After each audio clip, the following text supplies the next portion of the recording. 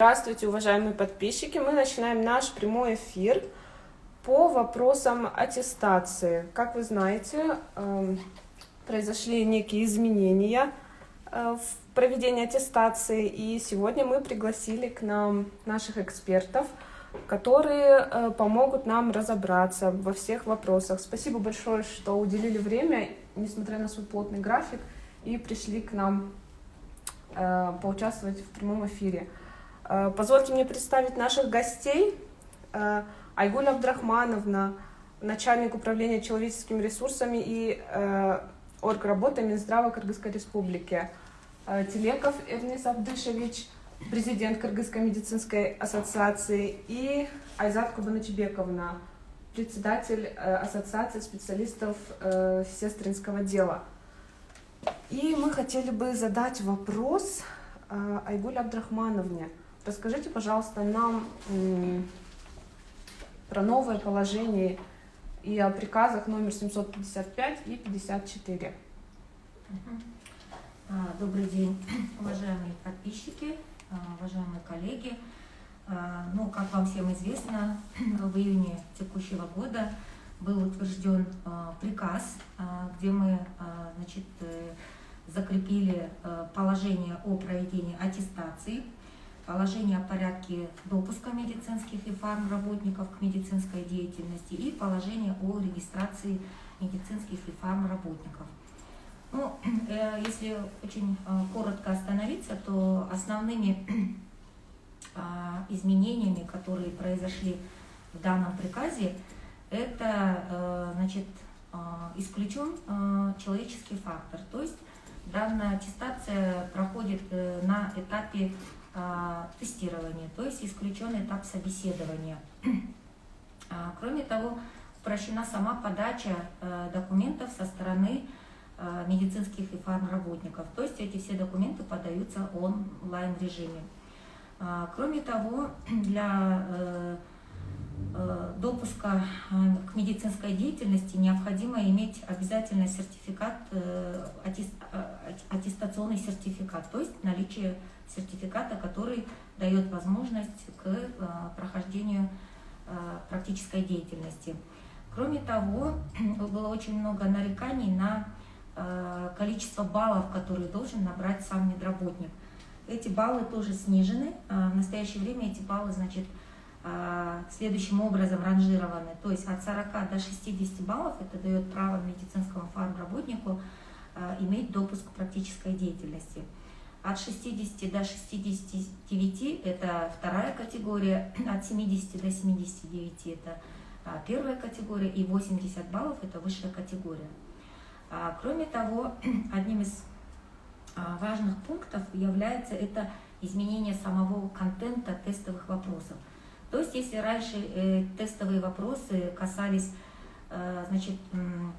формата на знание, скажем так, на заучивание, да, как студенческие вопросы, например, что такое там стоматология и так далее, то в настоящее время эти тестовые вопросы, они, затрагивают такие вещи, как действие и применение. То есть это на логическое мышление. И мы считаем, что вопросы вообще относительно аттестации очень долго, практически порядка 2,5, наверное, или 3 года мы обсуждали со всеми медицинскими ассоциациями и постарались сделать их в таком виде, чтобы был улучшен доступ самих медицинских и фармработников к прохождению аттестации.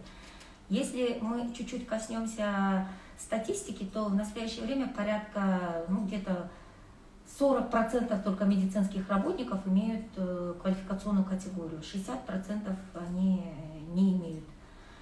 Кроме того, одним из важных пунктов, который в данном приказе затронут, это пункт, касающийся доступа медицинских работников к деятельности. И вот сейчас мы как раз с коллегами, с Эрнисом Абдышевичем, с Айзат, обсуждали, что в настоящем приказе мы говорим о том, что медицинские работники и фармработники имеют доступ к работе при наличии аттестационного сертификата, то есть при обязательном прохождении аттестации. И если я сейчас чуть-чуть коснулась статистики, что 40% только сегодня имеют квалификационную категорию, то, в общем-то, очень такой, как бы, есть такой опасный момент в настоящем документе, и сейчас мы планируем тоже над этим поработать и внести какие-то временные, дать возможность всем медработникам пройти. Для того, чтобы медицинским работникам пройти аттестацию, необходимо ежегодно набирать 50 часов, повышать свои знания. И для этого, значит, тоже одним из основных таких моментов, это как раз вот тот приказ, о котором вы сейчас сказали, это 54-й приказ, где мы говорим, что делегируем проведение аттестации нашим профессиональным ассоциациям. Вернее, в данном случае тестирование мы делегировали для медицинских и фармработников врачей, это Кыргызской медицинской ассоциации, и для средних специалистов фарм и мед, это для Кыргызской ассоциации сестринского акушерского дела. Вот. И что касается раньше, допустим, мы говорили о том, что 250 часов нужно будет ежегодно, вернее, 250 часов за 5 лет, сейчас мы говорим, что это ежегодно 50 часов. Но хотела еще одну вещь такую важную сказать, потому что очень много вопросов бывает со стороны медработников, что в этом приказе, допустим, не охватили тот или иной момент. Хотела бы тоже акцентировать внимание, что данный приказ, он такой рамочный приказ, то есть это тот зонтик, под которым мы сейчас будем выстраивать все наши другие ведомственные документы, где мы охватим и вопросы накопительной системы, и вопросы, ну, все вопросы, которые мы, допустим, детально в этом приказе не оговорили, мы их будем, значит, над ними работать и утверждать. Вот, если коротко. У нас у подписчиков был вопрос, как сдавать аттестацию? Нужно проходить онлайн-тест и потом сдавать экзамен профессиональным медицинским ассоциациям? Нет, значит, медицинский или фармработник в онлайн-режиме подает документы в свою профессиональную ассоциацию, там, по специальности, да, это хирурги, там, или стоматологи, или там, кто еще там, гинекологи, давайте так скажу тогда. Да, вот сейчас понимаете, детально. вот аттестация делегирована именно на эти приказы, вот выше указанном, Кыргызской медицинской ассоциации. Ну, я бы хотел вот продолжить мысль. Вот Айгуль Абдрахмановна сказала, что у нас сейчас 13,5 тысяч врачей работает в Кыргызстане, и около 33 тысяч с половиной, да, если я там, может быть, ошибаюсь в каких-то цифрах, средний медицинский персонал. Вот как раньше, исторически сложилось так, раньше комиссии были по профилям, это Министерство здравоохранения, проводилось с советских времен, исторически так сложилось, и вот это по специальности созданные комиссии проводили аттестацию. Аттестация сначала была чисто теоретическое, устное, вот такое в виде собеседования было, изучение секретарями их документов. Ну, в последующем тоже Министерством здравоохранения передана аттестация профильным ассоциациям. И вот эта профильная ассоциация, ну там же, сами понимаете, около 70 профильных ассоциаций есть. Они создавали сами комиссию, и вот эта комиссия проводила аттестацию. Ну, сначала в виде тестирования, в последующем было собеседованием членами комиссии. Но вот вышеуказанном вот новому положению, новому приказу, теперь мы проводить будем этот Кыргызская медицинская ассоциация делегирование проведения аттестации. Вот Айгуль Абдрахмановна правильно заметила, что теперь меньше контакта будет, практически контакта вот, экзаменаторами, и, так называемыми, и аттестуемыми нету контакта. Все должна быть через смартфон или через компьютер.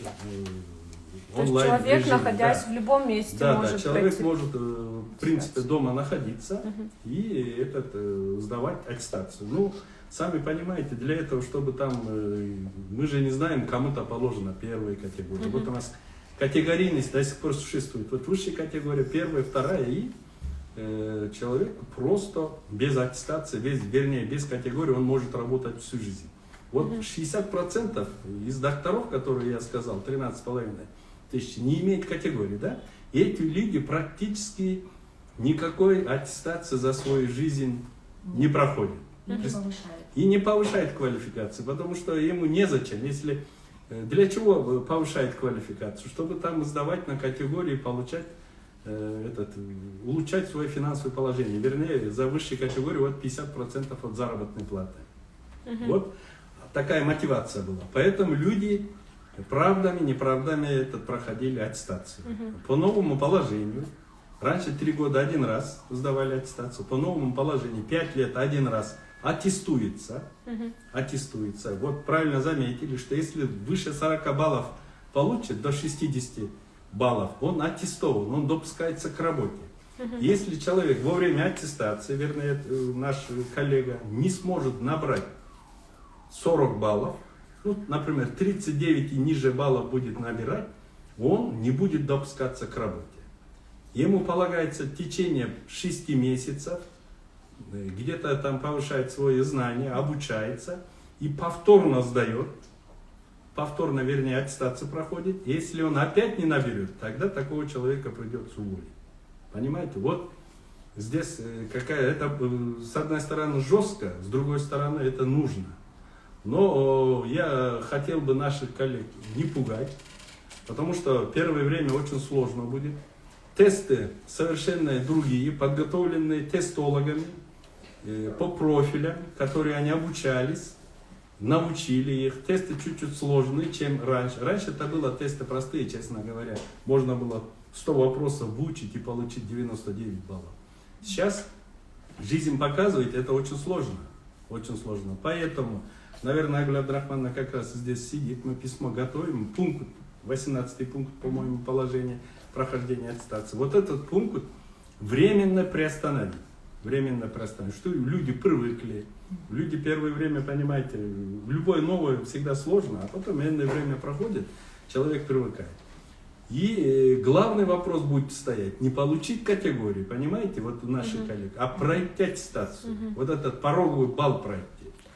К этому мы хотим, не хотим, может быть через 3 года, может через 2 года, к этому придем. Поэтому первое время, в переходном периоде, мы будем обращаться в Министерство здравоохранения. Вот Айгуль Абдрахмановна, мы в кулуарах побеседовали, честно говоря, надо вот этот момент остановить. Вот теперь сама, как должен пройти медработник или фармработник аттестацию, да? Он, этот работник сначала по телефону, по электронной почте, каким-то образом он должен обращаться к своему профильному ассоциации. Ну, это будь то хирургия, анестезиология, терапия, гинекология, педиатрия. Он должен туда обращаться и попросить, что я должен делать вот через 5 лет. Или обычно, как бывает, отдел кадр на местах, где работает, их предупреждает. Ваш срок аттестации проходит, пожалуйста, пройдите аттестацию. Ну, вот я могу вот с уверенностью сказать, Айгуль Абдрахмановна, наоборот, нас попросила, чтобы мы вот с сайта Министерства здравоохранения будем вешать алгоритм прохождения аттестации наших медицинских и фармацевтических работников, а также наших... Где можно будет найти этот алгоритм? С сайта Министерства здравоохранения мы сейчас готовим, вот раздел будет аттестация, мы туда этот обязательно будем вешать. Кроме этого, профессиональная ассоциация тоже имеет свой сайт, они тоже там будут вывешивать. Ну, по возможности мы будем, как говорится, информацию, чтобы доступнее было. Вот он обращается, там он получает первичную информацию, что тут должен делать. И он перечень документов, какие необходимые документы он должен в онлайн-режиме сдавать профильным ассоциациям. Почему мы это оставили профильным ассоциациям? Чтобы контакт он не потерял. Мы-то, честно говоря, я же говорю, около 70 профессиональных ассоциаций, мы же не знаем всех. Вот они своих сотрудников обычно, вернее, своих коллег знают, и они обрабатывают их документы. Потом составляют список. Составляет список. Конечно, там в списке будет указано, вот человек 20, например, идет на высшей категории, человек там 15, вторую, первой категории и просто на аттестацию. Эрнест Абдышевич, О. перебью, извините, пожалуйста. У нас здесь вопрос от подписчиков. Так. А пробные тесты с вопросами будут вывешены? Обязательно. Нет, понимаете, вот чем отличается от тех аттестаций наша аттестация. Во-первых, аттестация будет проходить в необразовательных центрах, где они обучались, или это проходили там, как говорится, постдипломное обучение. Будет в независимом тестовом центре, так называемый I-тест. То есть никто не будет знать, Никто какие не будет вопросы знать. ожидают от Это составлены, это тесты профильным ассоциациям. Вот если анестезиология, по анестезиологии, если травматология, по травматологии. И это тесты будет на логику, понимаете, чуть-чуть на логику, чтобы человек думал. Не там механически просто там угадывал или выучил. И будет это повседневно, что он сделал, то и будет. Ничего сверхъестественного там нет. Вот что там делает, что он знает. То есть не будет никаких буклетов каких-то, Да нет, чтобы таких человек нету. мог сесть, подготовиться заранее? Нет. Он просто, вот, например, если хирург, он должен всю хирургию знать, понимаете? Он ко всем вопросам должен быть готов, если человек претендует, например, на высшие категории. Вот потом, после этого, как только одобрит документ профессиональной ассоциации, составляет списки и отдает нам, КМА, это Кыргызская медицинская ассоциация. Вот расскажите, пожалуйста, о роли КМА Да, в вот, аттестации. понимаете, это как бы, раз нам делегировано провести тестирование, нам этот список поступает, наши айтишники, их принимают, регистрируют, в последующем дают уведомление, что человек прошел, ему логин и так далее, пароль дает, такой-то день будете проходить тестирование. Заранее, заблаговременно этому и на электронную почту, там, по WhatsApp, по телефону, ему смс приходит, и он читает и готовится в тот день, и он может этот пробный тест пройти. То есть пробные тесты будут? Да, пробный тест обязательно будет. Пробный тест, но после того, как пробный тест пройдет, он в последующем будет тестирование. И еще хочу сказать, первый год, вот в течение 2021 года тестирование будет бесплатное. Бесплатное. Мы до 2022 года мы надеемся, что мы все законном основании будем, сколько это обойдется, потому что мы содержать вот этот независимый центр тестирования тоже не сможем. Будет где-то с 2022 года у нас будет это платное. Пока сумму озвучить не могу, потому что посчитать надо, сколько затрата будет, зарплата и так далее, и так далее. Ну, это будет бухгалтерия экономически заниматься. И в последующем мы, конечно, все информацию будем вывешивать на сайте КМА, на сайте профассоциации, на сайте Министерства здравоохранения. Вот так будет. Вот я же ранее предупредил, что если человек ниже 40 баллов будет, это не будет аттестован. Не аттестован. Это означает, что он не имеет права заниматься. Ну, полгода дается. Если еще этот в течение полгода опять не сможет набрать нужный балл, тогда, конечно, с такими... Сколько раз может аттестуемый пересдавать тест? Только один раз? Да. И потом у него не будет допуска? Да. Энное время он опять обучаться будет и сдавать будет. 6 месяцев. У нас еще один вопрос. А как быть, например, насчет вопросов семейной медицины? Там не только, к примеру, вопросы по одной специальности, но и по другим же. И иногда вопросы очень непонятно составлены. Пишет нам один из наших правильный вопрос. Ну, вообще-то по семейной медицине тоже есть у нас ассоциация семейной медицины, составление им же. Конечно, возможно, не все 100% бывают некорректные тесты, я согласен, бывает. Но тесты составляются специалистами, именно семейных врачей. Что они обыденные каждый день делают, то тестовых вопросах такие же вопросы будет.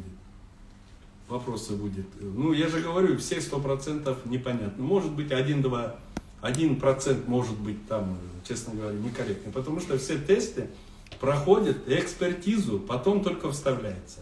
А экспертами данной области являются сами же ведущие специалисты семейной медицины. Вот в частности вопрос задаю. Мгм. Хорошо, спасибо вам Так, большое. после того, как он тот назначенный день тест проходит, в течение 5 дней обрабатывается, и мы уже будем узнать результаты тестирования. Со всеми протоколами, фамилиями, проектами, приказами передается в Министерство здравоохранения. Мгм. Потому что сертификат будет на основании этих протоколов выдаваться будет Министерством здравоохранения, потому что на основании этого он получает доступ к работе. Если он категории там сдал, получил соответствующие категории, это бюджетные средства, поэтому с печатью сертификат будет Министерством здравоохранения изготавливаться, приказ будет издаваться, правильно? После чего профильным ассоциациям отдается, ну сейчас это мы здесь обсуждали, электронная версия будет отдаваться профессиональным ассоциациям, и одновременно уведомление получит сотрудник, и будет, если захотят оригиналы вот этого проекта, приказа, вернее, Министерства здравоохранения, потому что бухгалтерия сейчас требует, и сертификат оригинал может забрать вот профильную ассоциацию. Мгм. Так, еще один вопрос поступил нам. Кто определил этих экспертов? Можно вывесить список по специальностям? Пишет Так, нам значит, Гуля. экспертов определяют профессиональные ассоциации. Да, вот, например, в области травматологии есть сам президент, секретарь, правление и так далее, и так далее. Вот они определяют. В области хирургии это общество хирургов Кыргызстана определяет. В области педиатрии педиатрической там ассоциации. Я же говорю, мы не сможем. Я, например, хирург, я же не знаю же, кто в какой области сильный специалист. У нас сегодня очень активные подписчики. Еще один вопрос. Так. Для врачей нужно 250 кредит-часов набрать. Считается ли сертификат только из Кыргызстана или, если участвовал в конференциях из других стран, тоже? Спасибо. Так, любой. Сейчас мы даже навстречу пошли. Сами понимаете, как раньше месяцами в общежитии жить, обучать никто не заставляет. Можно сейчас вебинары идут, онлайн режиме всевозможные семинары идут. Можно зарегистрироваться, получить кредит-часы, конференции, съезды. Международные вообще приветствуется. Если куда-то человек съездил, даже доклад сделал, будет определенный все будет часы. засчитываться. Все будет учитываться в накопительной системе, и в течение 5 лет, мне кажется, проблем не будет 250 кредит-часов набрать. Мы только приветствуем, если будет где-то там участвовать в конференции. Теперь нам немного хотелось бы узнать о самой платформе iTest. Айзат Кубансубековна, можете, пожалуйста, нам про нее рассказать?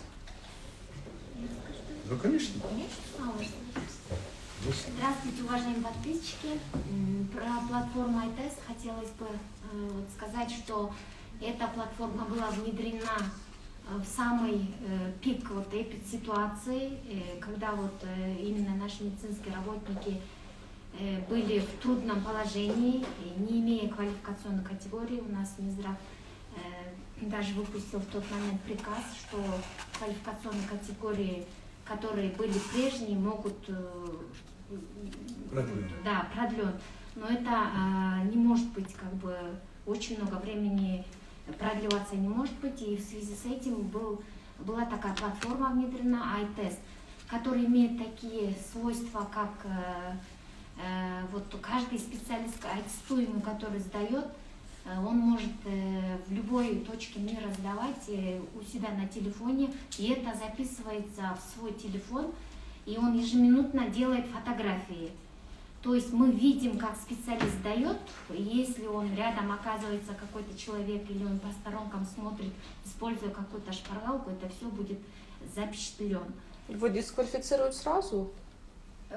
После того, как специалист сдает тест, там сразу выходит результат тестирования, и эти фотографии автоматически попадают в систему. И как сказал Александр Ильич, наши айтишники смотрят каждого специалиста, как он отвечает с первого до последнего вопроса, и в каком положении он был, да.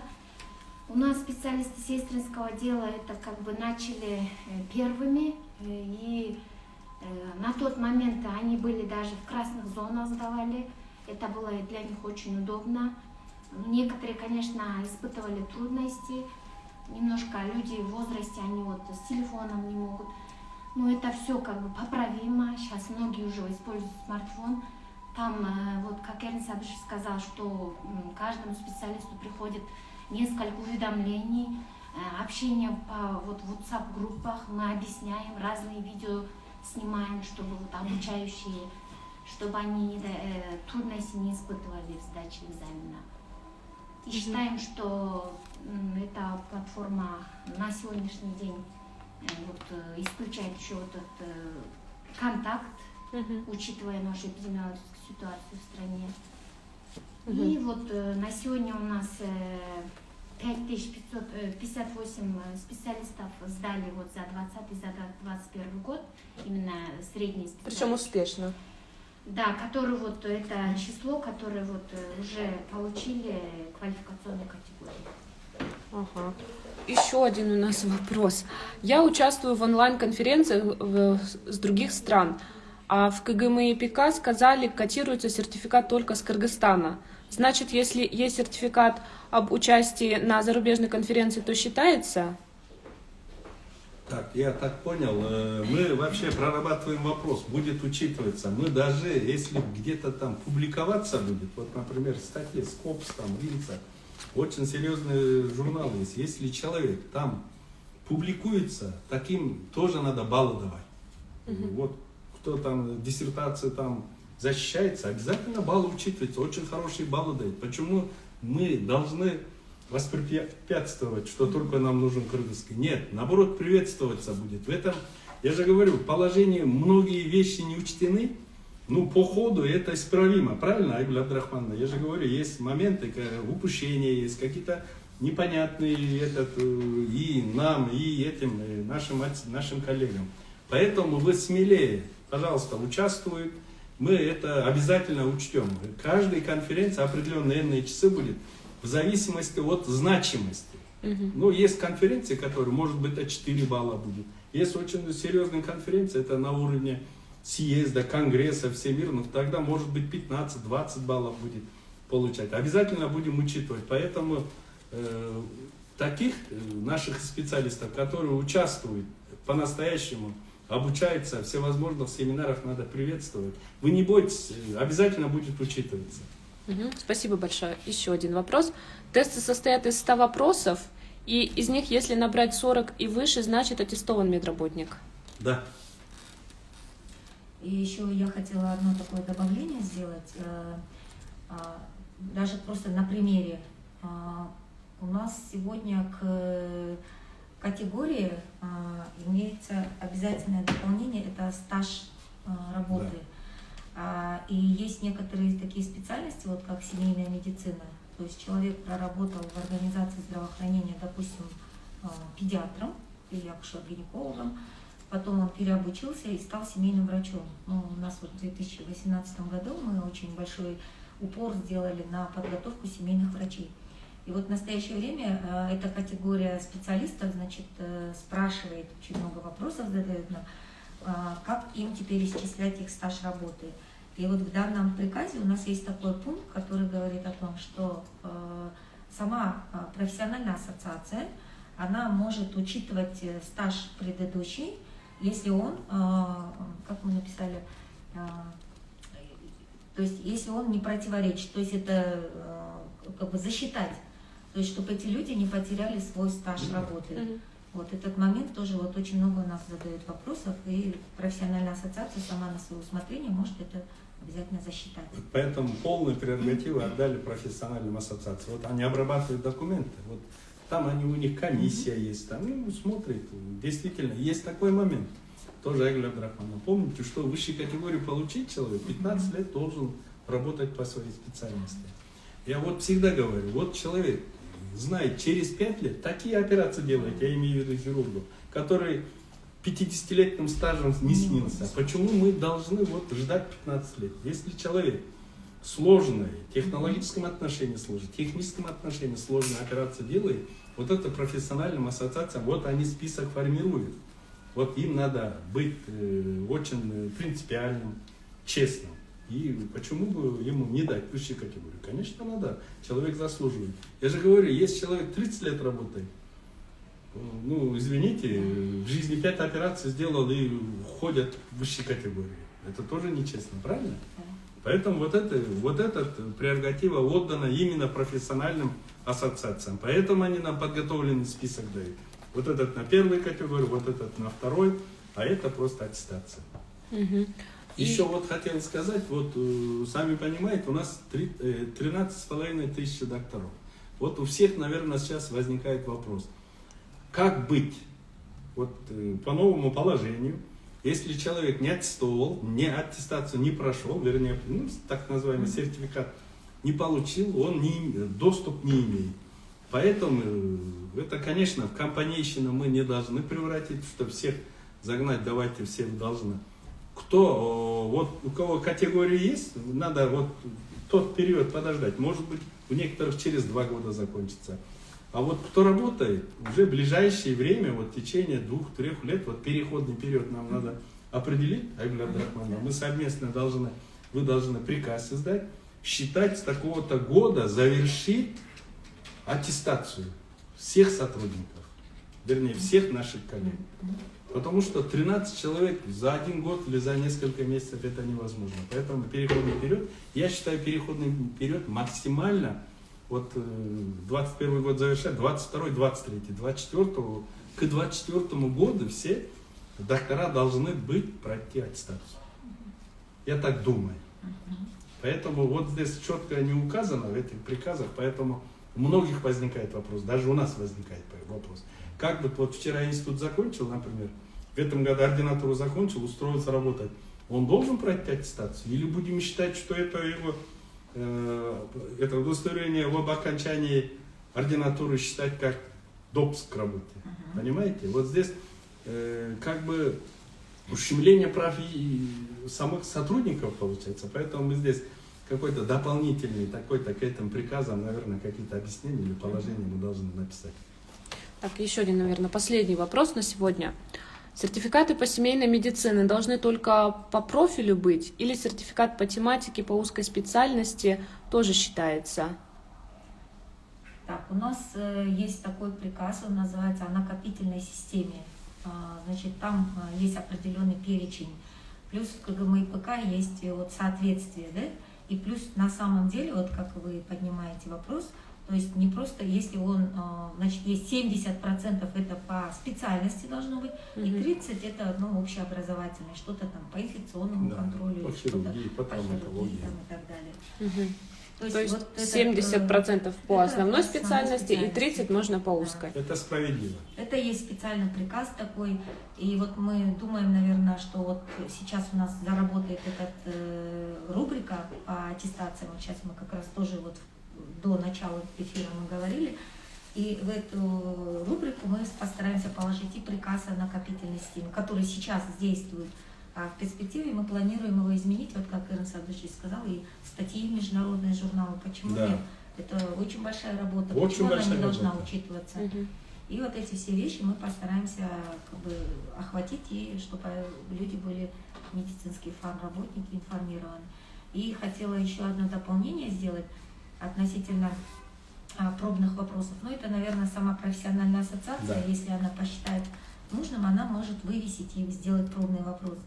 Но в большинстве случаев, если это клинические случаи, то есть, я думаю, это те случаи, с которыми человек и так каждый день сталкивается. Вот по поводу статьи, вот ВАК, вот, например, Национальная аттестационная комиссия, это при президенте, вот сейчас у нас баллы там уже есть. Вот это же можно сюда, как говорится, применять. Вот статьи местных, кыргызских там журналов 5 баллов. Пожалуйста, если у него публикация есть, почему бы не учесть эти 5 баллов? Если какой-нибудь Скопс, там, Ринц, там получать до 20 баллов. Это, наоборот, очень престижно. Это человек, значит, читает, человек занимается. Статьи просто так не бывает. Правильно? Поэтому вот эти вещи нам обязательно учитывать. Еще спрашивают насчет конференции по семейной медицине. Как узнать про них? То трудно найти информацию. Значит, есть профессиональная такая ассоциация, которая как раз-таки охватывает всех семейных врачей. У них есть сайт. Вот, и там эти вещи все вывешиваются. Обычно в интернет-пространстве очень много. В принципе, можно зарегистрироваться. Они сами, если ты один раз вот членом какой-то ассоциации станешь международную, они тебе каждый месяц будет высылать, год наперед, какие конференции идут, где будет проходить, какое участие, онлайн участие, офлайн участие. Поэтому надо Все обратиться. доступно, все можно Доступность есть сейчас, просто надо покопаться в интернете. Да, и вот тоже и такое небольшое хотела вот как добавление сделать. Если раньше у нас в основном, не в обиду будет сказано, многим профессиональным ассоциациям, они занимались только вопросами аттестации, то сейчас мы, значит, очень большую ответственность возлагаем на профессиональные ассоциации в плане вот как раз таки и проведения обучения, и проведения подготовки тестовых вопросов. То есть сейчас у нас работает в Кыргызстане швейцарский проект, как раз, который именно вся деятельность направлена на поднятие статуса, поднятие знаний этих профессиональных ассоциаций. То есть сегодня они будут как бы нашей правой рукой у Министерства здравоохранения. Поэтому Министерство здравоохранения им и делегирует